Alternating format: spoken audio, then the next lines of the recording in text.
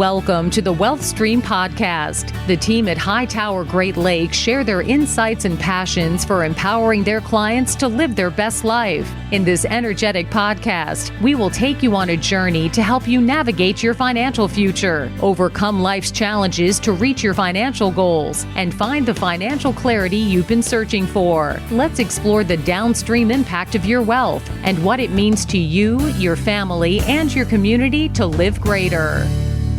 Hello and welcome to the Wealth Stream with Tim Scannell from Hightower Great Lakes. Good morning, Tim. How are you?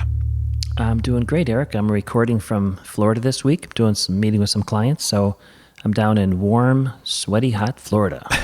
Warm, sweaty, hot Florida. Yes. That's yeah. Sounds like it's a good time. Can you get to the beach at all? Are you gonna get any water? No, I burn, blister burn, peel. So I am not a sun person. No. Got it. I understand. If I go in the water, I try to stay as deep in the water as I can because it's cooler down Yes. there and out of the sun as much as possible. Yeah, that's how it works. I'm the one at the beach where they say, "Look at those legs." Ooh.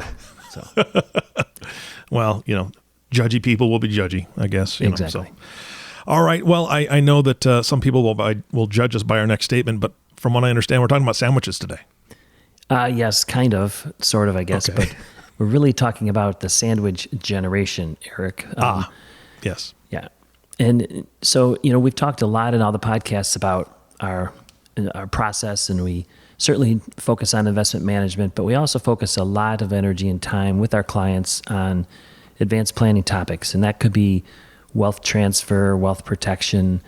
And part of wealth protection is also, working with clients to protect the generational wealth that might be coming to them, and also helping assist the kids and the grandkids who have come after them. So that's why they call it the sandwich generation.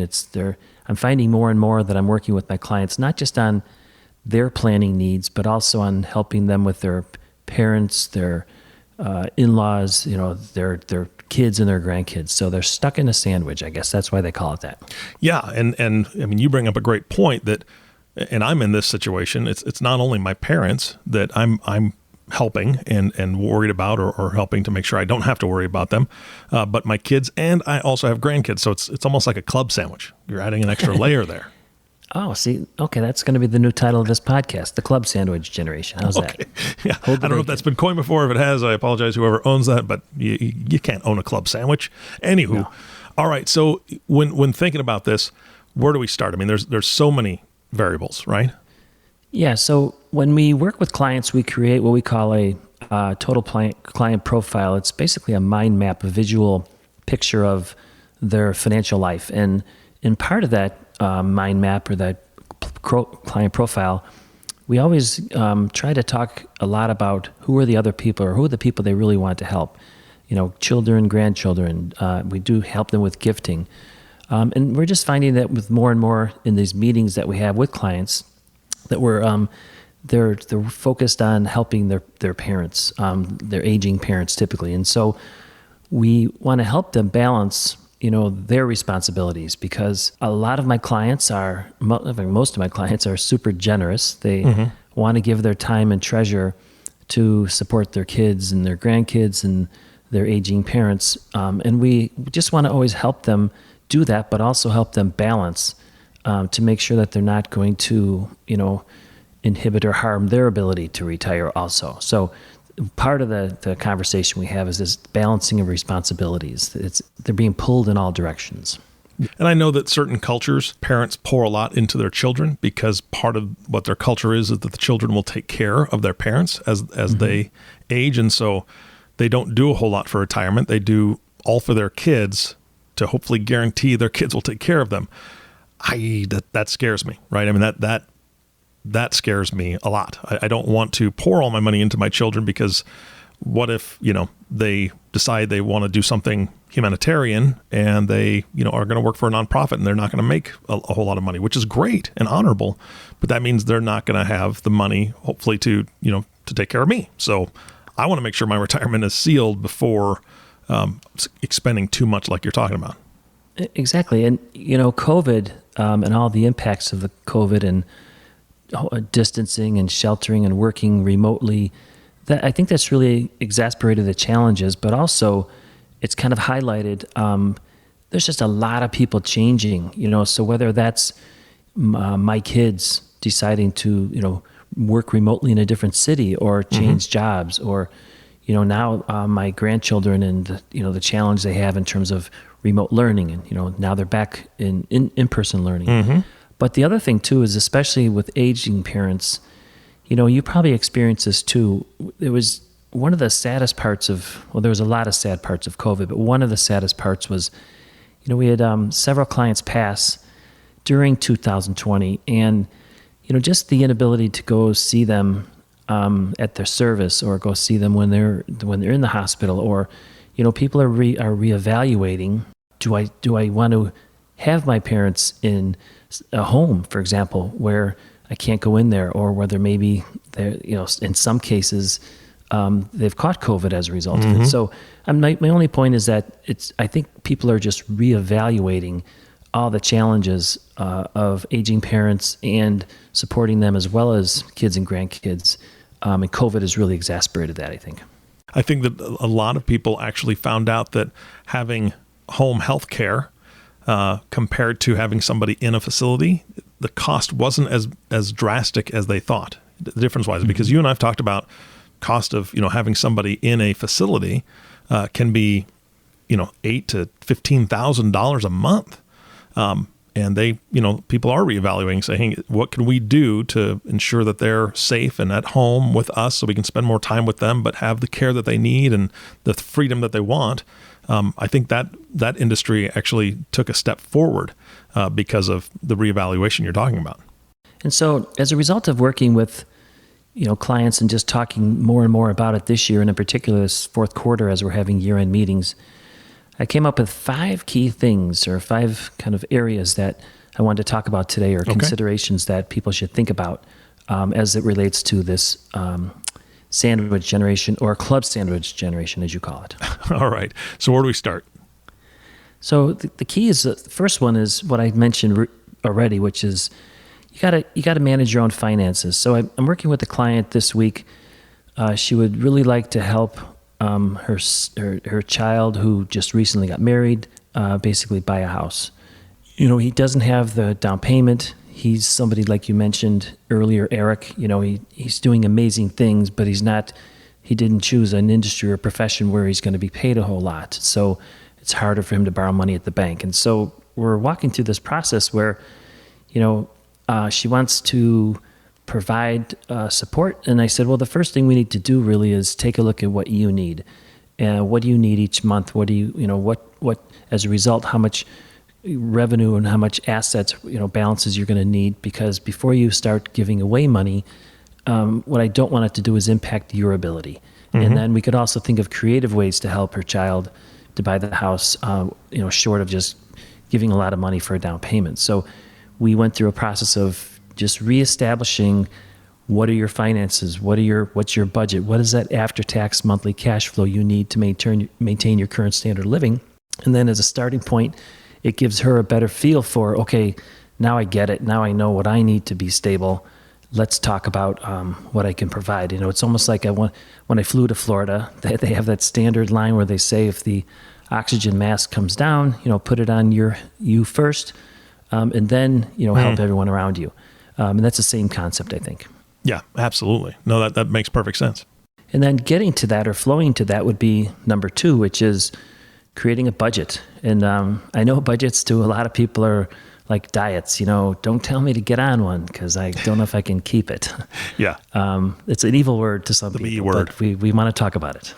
And really, when, in the case I just gave you as an example, we went through the process and we figured out how much after-tax, cash flow needs to come into the account every month. And then from there, I find that a lot of people, including myself, don't necessarily want to be on a set budget, like, okay, I can only spend this amount per month. But oftentimes if we come up and say, all right, we estimate that you need $5,000 a month after-tax cash flow in your checking account. Let's monitor the checking account for the next 3 to 6 months, and make sure that if $5,000 is going in, that the account balance is staying the same. And we know if the account balance is going down, then 5,000 isn't enough. Or if the account balance is going up, then maybe, 5,000 is plenty. So rather than, try to like go on a diet and say, I'm going to stick to X amount of calories, we just monitor the cash balance for 90, 180 days, 6 months. And that's how I found that's the best way to kind of help people track money, over time. Okay.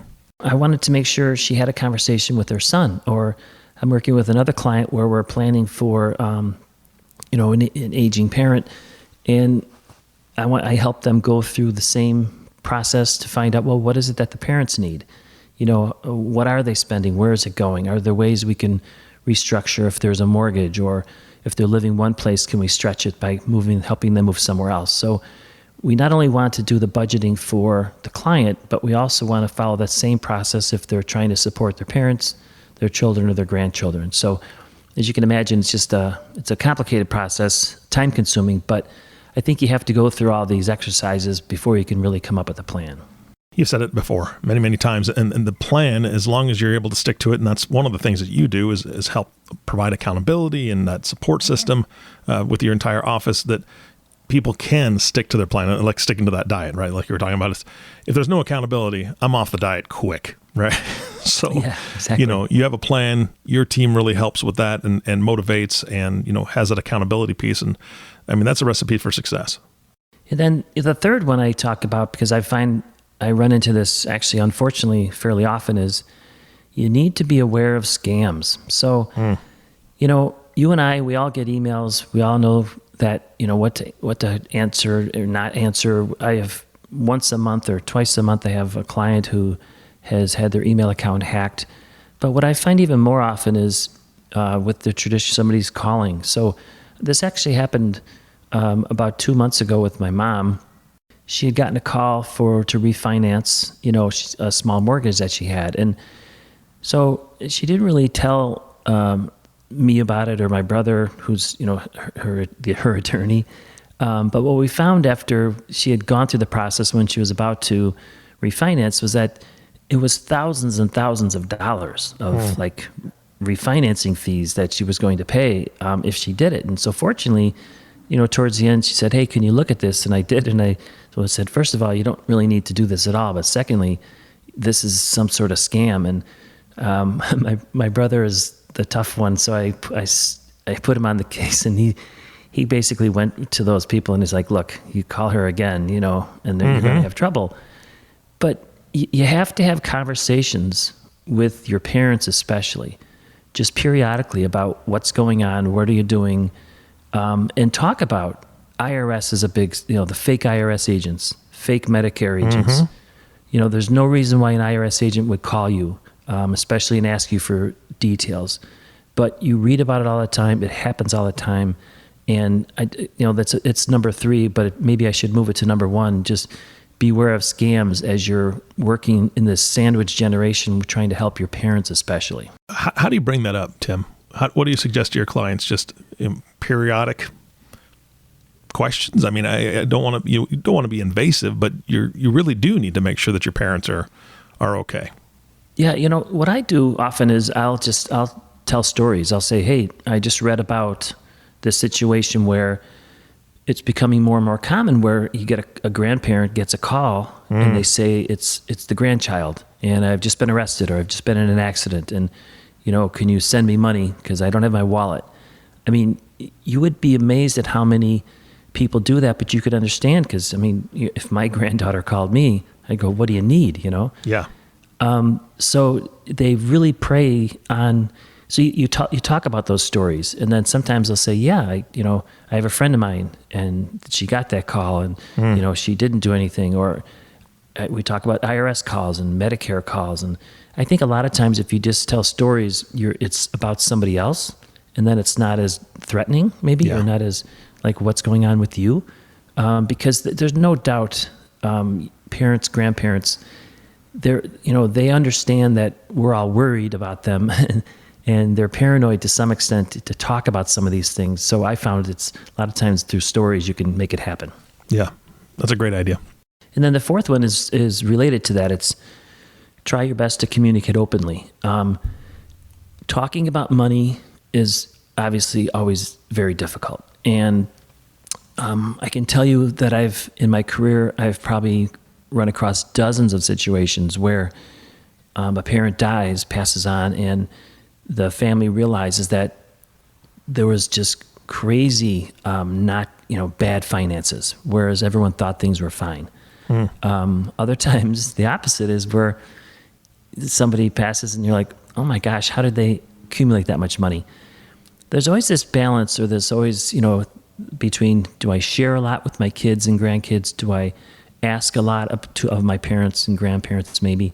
But I do think that somehow I have found that communication and openness and transparency, if possible, is best. An open dialogue about money, about health, about estate planning.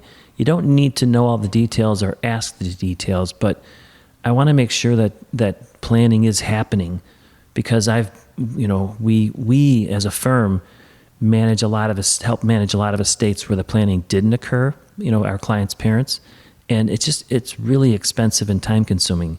And typically what the parent or grandparent wanted to happen, where the money was supposed to go, doesn't really happen because the planning wasn't done. So I lean towards, more communicating than less.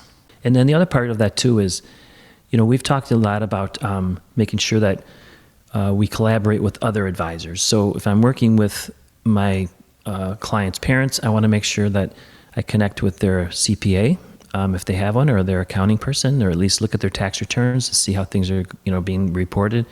I also want to connect with their attorney, at least to make sure that we're all on the same page. Maybe if there's a trust officer involved, their Medicare, Medicaid specialist, if that's part of the package. But I just want to make sure that I'm always connecting with their other advisors too. And then the final one, and again, these are all equal. I don't know which ones should be first, second, third, fourth, or fifth, but take care of yourself. And I'm very guilty of not doing this one. And I see a lot of my clients who are just stressed, and it takes a mental toll, right? Eric, when you're talking to your parents, or when you're thinking about maybe your children, grandchildren, it takes a toll, right? Because absolutely, I would do anything for my grandparents, my mom, my dad. My grandparents are passed, but I would do anything for my kids, my grandkids. And if things are not going well for some reason, it takes a mental toll. And if you're not taking care of yourself, then there's no way you could possibly help your parents, your grandparents, or your kids. So you're going to be stuck in that club sandwich, and you're not going to be doing any good. Yeah, absolutely. Yeah, I mean, as hard as we try, right? It's still, there is a mental toll. It's all about, the tools that you can do to lessen that, or to kind of release some of that stress. And I guess, the common theme through all the five that I talked about, or the things that I would want to leave people with, is, oftentimes there are things that I can talk to people about that they can't. I might say the exact same thing to their parents, but coming from me, somebody independent, where there's not as much emotional baggage, history, context. Oftentimes I can say the same things. Like I've talked to, I have a client of mine who's also a really good friend, and I said, let's make a deal. I'll tell your kids what to do, and you tell my kids what to do, and then they'll probably do it. Yes. Because if we tell my kids, they'll be like, no. And so there are just times when, in life, when you're stressed, you're thinking about it, you're worried about it, where you're just better off hiring a specialist or bringing somebody in like me who does this every day, your attorney, your CPA, somebody who deals with these issues all the time, and who doesn't have kind of the same emotional history, and maybe they'll be listened to a little better, saying the exact same thing you are, maybe. So anyway, that's the most common thread that I see running through all of these ideas about being part of the sandwich generation, is if you bring somebody in from the outside, oftentimes things can get done a little better, a little faster. And I found that in my own family too. Yeah, absolutely. I agree 100%. My experience tells us right through raising children that they do listen to other people a lot of times. And then Lately, I've also found that bringing somebody in to help talk to mom and dad, same thing. It's almost a neutral party, and that's been very, very helpful in these last 5 years for sure. Yeah, absolutely. And I just think things go smoother. That's all. And sometimes I'm typically saying the exact same thing as my client would to their parent, but for some reason, coming from somebody independent, it has more weight. Yeah. Well, if people are listening and saying, hey, that actually sounds like a really good idea, I wouldn't mind having a conversation and maybe bringing in Tim or somebody from his team to chat with my fill in the blank, right? Parent, grandparent, son, daughter, whatever. How do they reach out to you to get a hold of you to maybe set that up? So I'm a managing partner of Hightower Great Lakes, and they could always call 219-531-4941 or send me an email at tscannell@hightoweradvisors.com, and I'll be glad to help. Fantastic. Tim, thank you so much for your time today. Oh, thank you. Appreciate it. You bet. And our last thank you goes to you, the listening audience. Thank you so much for tuning in and listening to the WealthStream Podcast with Tim Scannell. If you have not subscribed to the podcast yet, please click the subscribe now button below. This way, when Tim comes out with a new podcast, it'll show up directly on your listening device. This makes it really easy to share these podcasts with your friends and family. And this is a great one to share because maybe it'll break down some of those barriers when they're not sure about talking about certain subjects. Maybe this can break the ice a little bit. Again, thanks for listening today. For everyone at Hightower Great Lakes, this is Eric Johnson reminding you to live your best day every day. And we'll see you next time. Thank you for listening to the WealthStream Podcast. We hope you gained some valuable insight that you can apply to your life and share with others. Please don't forget to subscribe below to be notified when new episodes become available. And don't forget to live greater. The information covered and posted represents the views and opinions of the guest and does not necessarily represent the views or opinions of Hightower Great Lakes. The content has been made available for informational and educational purposes only. The content is not intended to be a substitute for professional investing advice. Always seek the advice of your financial advisor or other qualified financial service provider with any questions you may have regarding your investment planning. Hightower Great Lakes is a group of investment professionals registered with Hightower Securities LLC, member FINRA and SIPC, and with Hightower Advisors LLC, a registered investment advisor with the SEC. Securities are offered through Hightower Securities LLC. Advisory services are offered through Hightower Advisors LLC.